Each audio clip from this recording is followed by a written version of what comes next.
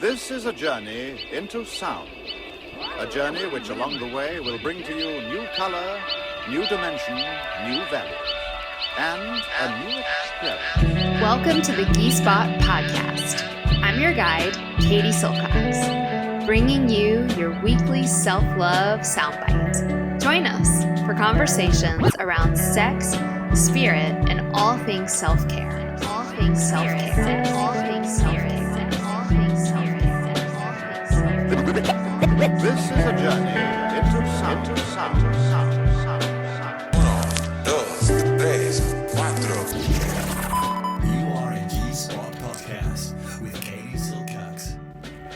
Hey beauties, you know, the amazing thing about this podcast is that you get it for free. And today it is sponsored by one of my favorite girl businesses based in Northern California, totally female owned, family run, Pavani.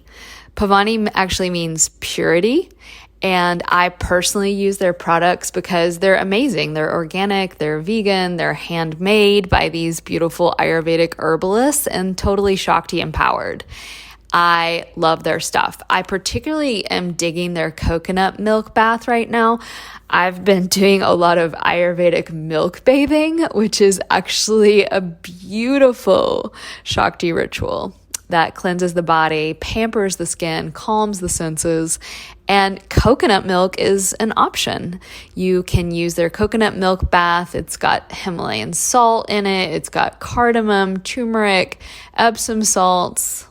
I love me some Epsom salts, lavender, and rose. So I'm really proud to have Pavani as our sponsor. And guess what? They're offering you guys, our dear listeners, a big old discount code of 15% off your purchase at their website, pavaniayurveda.com. We will give you the link in the show notes. That discount code is GHEESPOT, GHEESPOT. All right, guys, on to the show. Hey, ladies and gents, get comfy, get cozy, because here we are with the G-Spot. And I know what you're thinking. Katie, I wanted more after that last talk that you gave on why love and light are still all right with me and hopefully you. So we heard you, we feel you, and I got you, boo. I've had admittedly like a small amount of coffee this morning, which is not normal for me. So apologies for my more than bunny-like nature today. But I am so excited, G-Spot listeners, because we have special guests every other week, but when I say this is the most special guest, I mean that we have the amazing, the wonderful, the beautiful, the deep, the wide Cristal Mortensen here with us today. And she is someone that I've been working with and studying with for the past 2 years. And I've been calling her my secret weapon in the best of senses. She has over 3 decades working in the mind-body fields. She has studied all the good things. And she's sitting in front of me, probably feeling like I'm throwing flowers at her, and I am. When I say that she's an expert in her field, I really mean that. She's an expert in the field of the way in which the nervous system, trauma, attachment, consciousness, mind, body, energy, and how all of these things intersect in our being and how we can start to come out of states and patterns that aren't helpful. And like I said, I've been working with her personally for over 2 years, and it's just been really, really incredible. And I really want to share her with you guys, dear listeners. And we are going to provide links to her website where you can learn more about her approach in the show notes, as well as how you can work with her if that's something that you're interested in. So welcome, Cristal, to the G-Spot. Hi, thanks for having me, Katie. So Cristal and I spent a lot of time discussing a lot of things. And we've been doing like 50 podcasts on our own in our minds, and we're finally getting together. And this is going to be one of a series of podcasts with Cristal because we're doing some really cool work together in the future.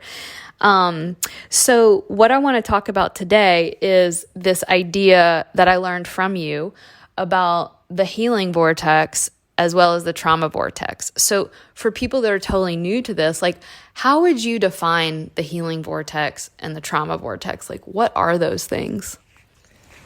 Yeah, that's a good question, and it's a big question. I think at its most basic, the trauma vortex is like all our conditioning in the direction of, like what's wrong, right? The things that are, difficult, the things that are scary, the things that are overwhelming, the things that like kind of either that have happened that have tagged our system for threat, lack of safety, fear, all of those things that we think of as, from a nervous system perspective, like activating the nervous system into more of a survival mode of like something's wrong. And then the healing vortex is everything from a nervous system perspective. It's the things that help create, regulation, bring in the more parasympathetic side of things, where we feel safe, we feel regulated, we feel like things are okay, we're okay. But it's also things like what we were talking about, like those more, even more expansive states of like, gratitude, love, forgiveness. That's all on the side of what we'd say is like the healing vortex. So those are things that are basically resourcing for us. And so the spectrum of that is vast, right? It can be anything from an internal resource, something that's an internal signal of safety that comes from our body or our nervous system or our energy system, or even a thought or a feeling. Or it can also come from, like external resource, like things around us that we see that, bring us pleasure,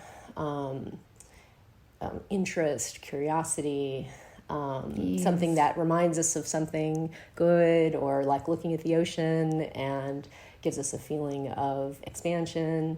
And it can also be spiritual resource, right? Like a larger resource, like spiritual beliefs or beings or connection to either, whether we were talking yesterday about Mother Ocean as a resource. We spent a lot of time in her yesterday. She's the healing, healing vortex for sure. Of all. Yeah. And so it's like all these multiple relationships, that give us a feeling of safety, connection, goodness, stability, like those are all the things on the side of, can be all on the side of the healing vortex, or just think of it as like, resource. Right. Yeah. Like one of the things we were talking about yesterday is that in the spiritual world / nervous system community that I know a lot of my listeners are in, and even thinking about wider social justice issues, we're really, it's beautiful, right? Like we're bringing those things to light. And one of the things that is sort of fad right now is to talk about the way in which we need not spiritually bypass. Like let's not gloss over the hard stuff and the challenging stuff and the traumatic stuff, whether that be personal, which we all have, or lineage-based or collective or racial trauma, sexual trauma. The feeling in the field that I'm really witnessing is we got to go hit this stuff hard. Like we need to address this stuff. We need to fix this stuff. And so like the impetus is like really cool and really positive. But the challenge that I'm seeing is that it's almost as if people have totally forgotten or don't know about the healing vortex. And so maybe what is the relationship, because you've had so much experience clinically working with people one-on-one and really helping people come out of this. How do we, I think the word I want you to talk about is titrate. Like, how do we dip into the pain and suffering, which we need to do, without it becoming a vortex that sucks us back in? Right. Yeah. That's such a good question. And I think that is the question. Yeah. Of our lifetime. Right. Like that's really the art of healing work and trauma work. Right. And, on a really simple answer would be, we need just enough access to or attention on the thing that is, that we're trying to heal. I call it the yucky stuff. The yucky stuff. Yeah, like the memory or the feeling or the fear or the body state or the thought, whatever that thing is, we need just enough access to it to kind of light it Invoke up. it. Yeah, like to locate it, to find it, and also to find like where it is, like where it is in our system. Yeah. So we can find it, and then once it's in attention enough, then it becomes like an alive, malleable thing that we can then work with and create shift and transformation. But I think the problem happens when we, like in me and in the collective as well, like when you light it up, it gets lit up. Yeah. And then it can easily take over and you lose your connection to self or healing vortex or support. Like I've felt that where it's like, I can't find the healing vortex when that stuff gets too intense. Yeah, exactly. And I feel like we're in that collectively. Well, yeah, because there's such a from an evolutionary perspective, right? We're supposed to pay attention to things that are dangerous, scary, and wrong, whether it's like a signal from inside saying, oh, there's pain, maybe there's an injury, we need to pay attention to that, or, there's a tiger, we need to get away, or there's a dangerous person coming at me, we need to protect ourselves or protect our family or our tribe. So, we survived because we were able to pay attention to threats. What's wrong? Yeah. So it's really important to understand that's adaptive. And so there's always going to be a larger pull in the system to prioritize that. And the challenge comes when our trauma is, it's something that's happened in the past. It's a memory state. It's something that's not actually happening in the moment. There's still the predisposition to pay attention to that danger signal, which is useful if there's something happening we need to do right then. But when it becomes more chronic, it becomes less helpful and it can just be more of a habit and repetition. So that is why it's so hard to not attend to it. And when it will tend to the whatever signal we're paying attention to is going to proliferate, it's going to increase. That's what I wanted to add.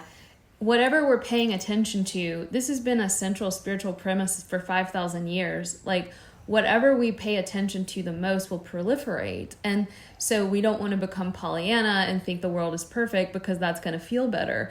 But like what you and I were speaking of yesterday was like, it is a given that life is going to give us some challenge and danger. Like, especially if you're on the news or social media, like the signal that things are off and wrong is coming through loud and clear. Mm-hmm. And so if we focus on it so much, I know I've had to really work with this in myself, it can reinforce the lens through which I'm viewing reality to only be that lens. In a way, it starts to become as a distortion on reality itself. Would you, from a nervous system perspective, agree with that? Yeah. I mean, that's the whole thing about, neurons that fire together, wire together, and it becomes habit. And so that becomes, and we have to look at, okay, what's useful about that? And what are we looking for? Like if we're looking from a nervous system perspective on having like a regulated nervous system that can respond to threat when it's happening, actively, and then come back. Yeah. Like the whole thing about the regulated or the resilient nervous system is having a flexible nervous system that's actually responding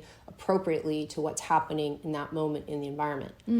And when we're having more of a dysregulated nervous system, it's that we're not actually responding to what's happening in the moment. We're responding to, some other signal of threat and where it's not adaptive. So I think when we look at what is healing or what is resilience or, what do we want for ourselves? What do I want my life to be about? Like, what kind of biochemical environment do I want my body to have no matter what's happened to me in the past? Right. Yeah. And like, how does having a system that is under threat, it feels under threat and has the physiological cascade of the threat response, like how is that helpful? And even just from a standpoint of like health and our immune system, not to mention, just regulation of the body, natural things like our sleep and whether wake cycles. people want to be around you or not. Well, just digestion, breathing, heart, all those things, right? All our system, functioning is going to function really different when it's in the threat response. So if we want to just look at that in terms of like our health, it behooves us to not live in a state of threat. Totally. And so in our healing work, what we were talking about this too, right, is that we do tend to, there's an old adage that, it used to be thought that you go into the thing to heal it. Like you have to just go into the heart of it, go inside of it. Right. And relive it so that you can have a different outcome. Yeah. And then what we found for the most part, as we look back in this, the field has grown. I mean, we're learning so much, thankfully as we go on, and we're still learning. It's always evolving. We look back and we think like, oh, well, what that has tended to do is be more like create more repetition and create more habit, that we're just going to keep feeling that, as opposed to having a renegotiation, having a transformation, having that shift. Mm-hmm. So this is where we get into the whole, like how the healing vortex or resourcing comes in. Is that this is, we talked about this analogy where, and this is an old, this comes from Buddhism, there's the glass of water, right? And if you have a tablespoon of salt, I love this, in the glass of water, it's going to be really, really, really salty. And the salt is, we're thinking of that as like the pain, the trauma response, a threat, whatever that is, that's from the, more of the trauma vortex.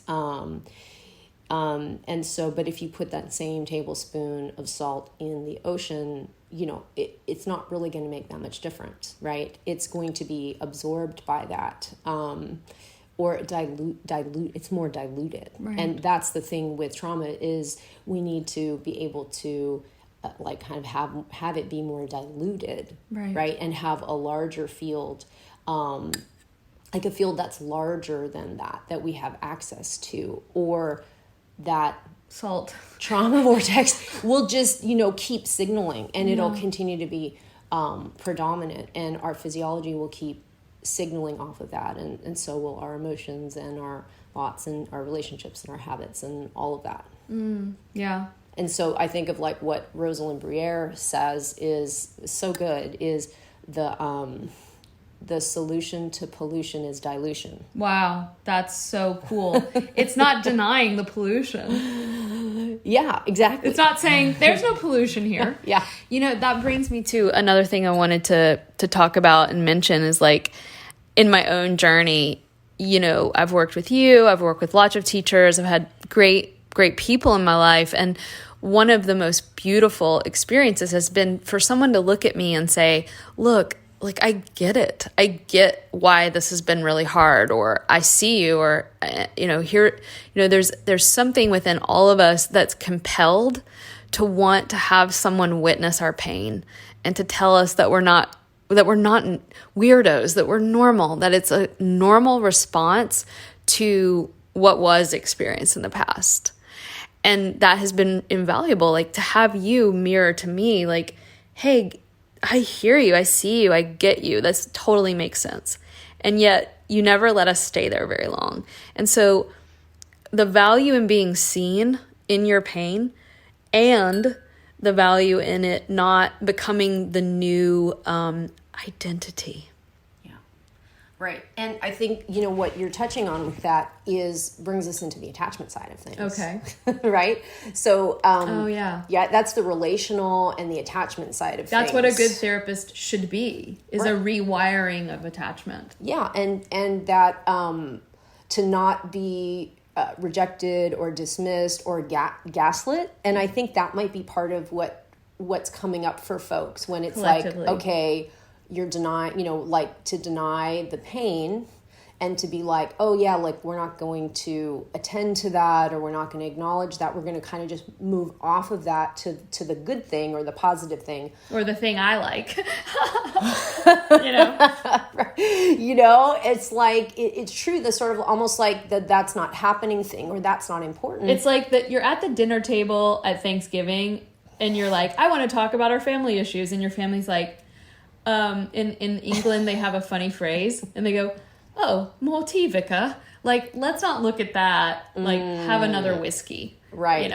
Right. Which maybe the Thanksgiving dinner table isn't the place to bring these things up. But there's like, I think that younger generation always wants the older to like look at things. And the older generation has typically been like, yeah, no. And so it's not that at all, right? It's saying, well, yeah, we think of like just taking it way, way back to when we're baby. It's like if we're distressed, like it's really important that it's acknowledged and that we're getting a response from our caregiver. If I'm fussing, I'm a baby and I'm fussing, it's vital to my survival that you are catching that you are acknowledging that, and you're actually responding and attending, and that I have changed, I have affected you, and your system changes because of my signal if something's wrong. That's our survival is based on that. That's so we look important. at that's attachment, right? And if that isn't happening, my life is going to be in danger if you don't respond, if you can't catch my signal and actually have your system change, your system acknowledge it, you turn towards me and you actually respond like, yeah, this is happening and we're going to do something about it. That's the first part. But the second part is, and then we're going to do something that helps to change it so you don't stay in the distress. That's the thing. So I think about this, like what's been going on a lot of college campuses where these young folks are like, look at this. We're in pain. This is what's happening. And so the response has been really good in the sense of like, yes, we're going to look at this. But there's a really cool book I'll link to in the show notes. It's called The Great Coddling of the American Mind. And what it's found is that if we stay there, like if we stay in this place where we say to young people, or if you as a therapist say to me or if I say to my students over and over again, yes, like this is it. And let's stay in that kind of constant reinforcement of the pain. What studies have shown is that the generation that got the most acknowledgement of their strife, pain, suffering, because it never moved into the healing vortex in a meaningful way, they have higher rates of anxiety and depression than any other generation in the history of humanity. And there can be other factors involved in that. But there's a book I'm reading now about how to be anti-fragile, how to have a resilient nervous system. So it's not that we stay in that original, oh, poor baby, I see you. There has to be somewhere else that we're taking the baby, if that makes sense. Yeah, that's exactly it. Because you're right that is what we now know, right? So this is why mindfulness on its own can become problematic, or awareness on its own can become problematic. I always say this, right? It's like, folks go in to meditate and they're taught to pay attention to it.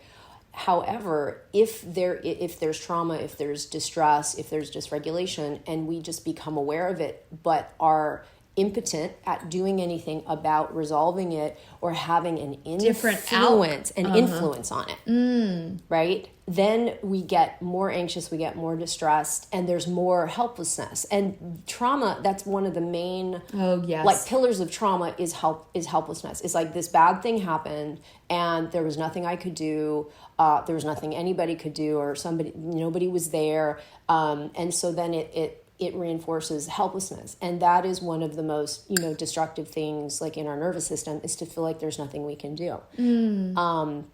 And I think this does really come back to this thing about, attachment. Like if you think of like the cry it out thing, think of like, okay, if there's a baby that was left to cry it out, not be soothed, and in high distress, then, like fast forward to adult life, right? And there's distress and like nobody comes, nobody acknowledges it. Well, that's going to recapitulate this thing of like, of isolation, of aloneness, of helplessness, of I'm distressed, there's nothing I can do, because that's what it's like when we're little. There isn't anything we could do. We need the parent. We need the caregiver to respond to us. We cannot regulate our own nervous systems when we're a baby. We absolutely need the other to come in and do something. If we haven't gotten that, and then we fast forward to later, then that's embedded in us. It's like, if we reinforce it by like, okay, I'm going to be aware of the bad thing, the hard thing, the distressing thing, the fear, whether that's physiological dysregulation or panic, that there it is, and there's nothing I can do to influence it. That just keeps reinforcing the out of control physiology, the feeling of I have no control, I have no influence of what's happening in my body and my mind. And that really is anxiety and depression in a nutshell. It's like anxiety is like activation plus helplessness, and depression is like no activation plus helplessness. Yeah, it's that thing about like, I have no influence on what's happening inside of me, whether that's in my body, whether that's in my thoughts, whether that's in my emotions, whether that's in my relational world, whether that's in my external world of my interaction with it. It's like, I have no influence. Right. Yesterday we're talking about this, which is why we're doing this now. And I said, the relationship between the healing vortex and the counter vortex is not about one or the other. It's about both. And that there is no antidote without that middle realm that can actually hold both. And this idea, I keep doing that mudra in Shakti school of my hands holding both things, that I think what you've taught me that trauma does is it polarizes us into either or thinking, us versus them thinking. Things are either all good or all bad. People are either all good or all bad. Not people do bad things, but that they are bad. And I'm really seeing that and hoping that through the work we do at Shakti School, podcasts like this with you, we can really develop a nuanced conversation around how to actually start to affect change in our physiology. And that in turn will start to affect change in the world. I really believe in that. Not that we don't help other people, but that help, if it's not coming from a regulated nervous system, any kind of therapeutics or activism work, if it's done from that charge of the trauma vortex, is going to inevitably lead to more repetition of the same. Yeah, I think what you're saying about polarization is really the thing, right? Yeah. That there's the either or, right? It's either this or it's that. And even we talked about this, about the sympathetic and parasympathetic nervous system branches, like, oh, you're either in one or the other, which that's not true. That's not actually how it works, right? There's this nuance of relationship between like sympathetic, parasympathetic, freeze, like none of those are wrong. None of those are bad. There's not like sympathetic arousal bad, parasympathetic good. It's right. About this way that they're interacting together all the time, and they're always there's some of each. It's like, it's more of like a stew. It's not one or the other. And so if we can move out of this idea of polarization on all levels. Starting with physiology and what's going on inside of ourselves, and be able to kind of hold the both and be more flexible, and have more range instead of just being on one side or another. And then also how we are in the world, or how we think about things, how we respond to things, we end up having more range. Right. It's not about feeling good, listeners. It's about having more range. Another thing that you and I have been tapping into, and by the way, this beautiful goddess Cristal is going to be presenting her thoughts and methods in an upcoming course at Shakti School that we're being a little bit nebulous about. I know we're dangling a carrot in front of you, but if you're interested, we're going to provide a link for you guys to sign up with your email for interest in doing an upcoming course with Cristal and myself together. And one of the things that's coming through so much is that it's like parasympathetic, sympathetic, dark, light, male, female, like all these oppositional qualities of nature.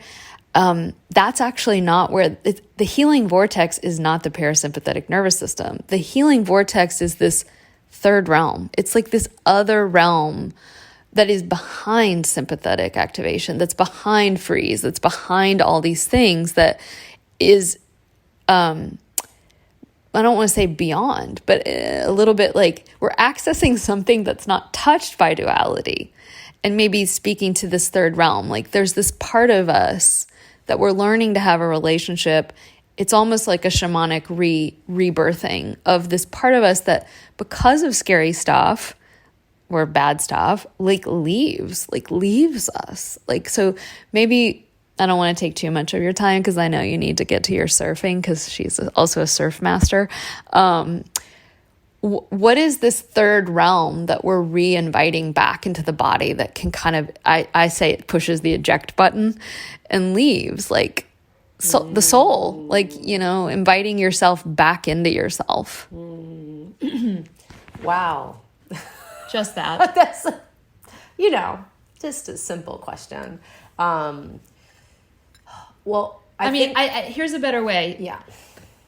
You've done so much work in the nervous system, trauma realm, attachment realm.